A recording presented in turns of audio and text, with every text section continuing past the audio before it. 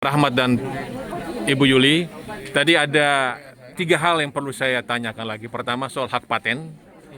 Kedua, bagaimana proses produksi supaya lebih murah, kalau tidak kan susah.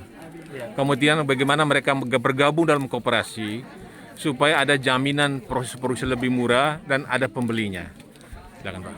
Ya, jadi tadi kan saya mendengar tentang dari mama-mama di sini yang memproduksi, yang membuat tenun ikat khas Sumba ini sendiri. Dan dari situ saya melihat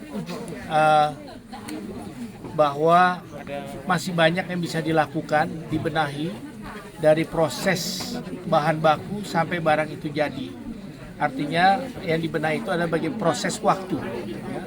Yang kedua, bagaimana bisa meningkatkan efisiensi cost, biaya yang ada selama ini bisa kita kurangi, sehingga harga jual nantinya itu akan bisa lebih baik dan bisa masyarakat lain bisa membeli dengan lebih murah. Nah, kalau kita tidak lakukan itu, ini bisa saja terjadi ada proses yang membuat tenun ikat ini dengan proses mesin yang ada di daerah, di tempat lain. Nah, justru itulah kenapa kita harus lakukan itu. Sekaligus juga tadi saya bersama Ibu Dekranasda NTT, bagaimana kita bisa mempatenkan daripada tenun ikat khas NTT ini sendiri. Karena desain yang cukup banyak, di setiap daerah itu mempunyai desain ciri khas masing-masing yang harus kita angkat menjadi keunggulan.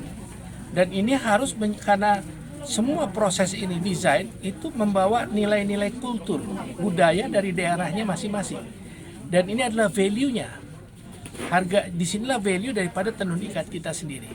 Nah, untuk itulah bagaimana kita bisa menjaga, karena tenun ikat ini harus merupakan kebanggaan daripada masyarakat di sini yang harus bisa kita wariskan dari generasi ke generasi. Nah, inilah saya pun juga sangat bangga melihat dan bisa berdiskusi bahkan di tempat yang tradisional, sangat tradisional, rumah adat, rumah khasnya masyarakat Sumba ini sesuatu yang sangat luar biasa. Ya. Kemudian itu untuk produk kan tidak perlu semuanya premium kan, atau super premium, bisa dibikin yang edisi murah, yang bisa benang dari toko, kemudian pencelumpan dengan paman dari toko juga, sehingga bisa prosesnya bisa 1-2 hari selesai. Ya, itu memang bisa, tapi kita masuk kepada yang menjadi originalnya, khasnya. Betul. Daripada Sumba ini sendiri. Nah. Setelah di sana tentu yang ini akan ada ikutan. Yang ikutan ini ya tentu yang bisa. Tapi menurut saya bahwa dunia sekarang dengan mass production dan lain sebagainya, masyarakat akan lebih suka membeli yang namanya original. Dan itu handmade. Tinggal persoalan harus lebih efisien, lebih pendek. Lebih efisien. Apalagi bahan baku yang digunakan untuk pewarna itu adalah warna alami. Dan ini juga bisa menjadi multiplier efeknya. Juga bagaimana tanaman-tanaman pewarna ini akan bisa dibudidayakan lebih besar. Betul. Selama ini di hutan aja mereka. Jadi hutan. Dan ini akan lebih bagus gitu. Siapa tahu ini bisa menjadi satu potensi bisnis baru. Orang masyarakat dunia pertekstil atau fashion ingin menghendaki warna alami, bukan hanya kain tenunnya saja, ininya akan diambil. Jadi ini potensi bisnis yang besar yang menurut saya bisa kita. Kemudian potensi bagaimana bergabung di bawah koperasi.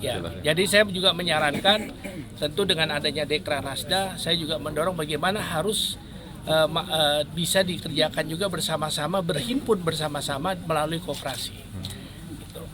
Apakah ada target kapan selesai itu